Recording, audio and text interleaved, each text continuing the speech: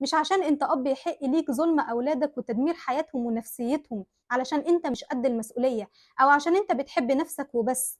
الأب اللي يحرم أولاده من الفرحة ويستخسر فيهم الحنية والحضن والكلمة الطيبة اللي تفرحهم وتسعدهم ويبقى عايش بس عشان يهينهم ويظلمهم ما يبقاش أب، يبقى كسرة ظهر مش سند.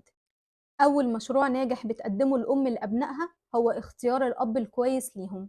في آباء للأسف بيسببوا عقدة لأبنائهم، الأب الجاحد، الأب القاسي، الأب اللي دايما بيدعي الفقر ويستخسر فيهم الفلوس وما يعرفش ولاده بيصرفوا وبياكلوا وبيشربوا منين. ده مش أب.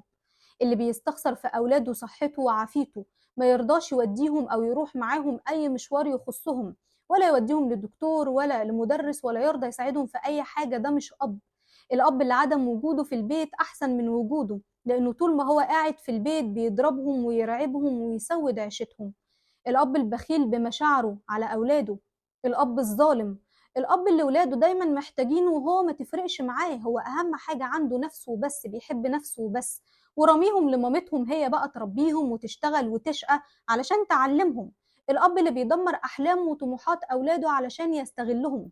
الأب اللي زرع قسوة وكره وظلم أكيد هيحصد اللي زرعه، ولما يكبر هيلاقي برضه قساوة وكره. مش عشان انت اب يحق ليك ظلم اولادك وتدمير حياتهم ونفسيتهم علشان انت مش قد المسؤولية او عشان انت بتحب نفسك وبس.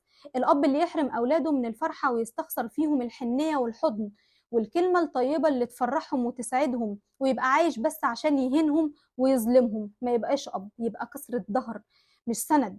نلاقي ولاده بيهربوا من قدامه اول ما يدخل البيت، يدخلوا اوضتهم ويقفلوا عليهم الباب، مخلي البيت كله خوف وزعل ورعب. ده اب قاسي بيخلي ولاده محرومين دايما. الأب على الرغم من وجوده حاسين إنه في حاجة ناقصة في حياتهم، إن هو مش موجود. بيزعلوا لما بيشوفوا أب حنين على ولاده وبيعاملهم كويس. طيب أنا كأب ليه أعيش ولادي المعاناة دي؟ ليه ما بقاش حنين عليهم يفرحوا بدخولي البيت ويحبوني؟ الأب هو أول نموذج ذكوري في حياة أولاده وبالذات بناته، بالنسبة لها الأمان والسند.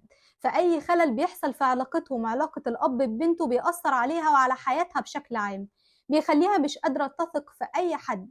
حتى بعد كده لما بتيجي تختار شريك حياتها بتبقى خايفة وما عندهاش أي ثقة، وخايفة إنه يبقى قاسي عليها لأنها بتقارنه بباباها اللي شافت معاه الظلم والقسوة، وبقى بالنسبة لها كل الرجالة قاسيين.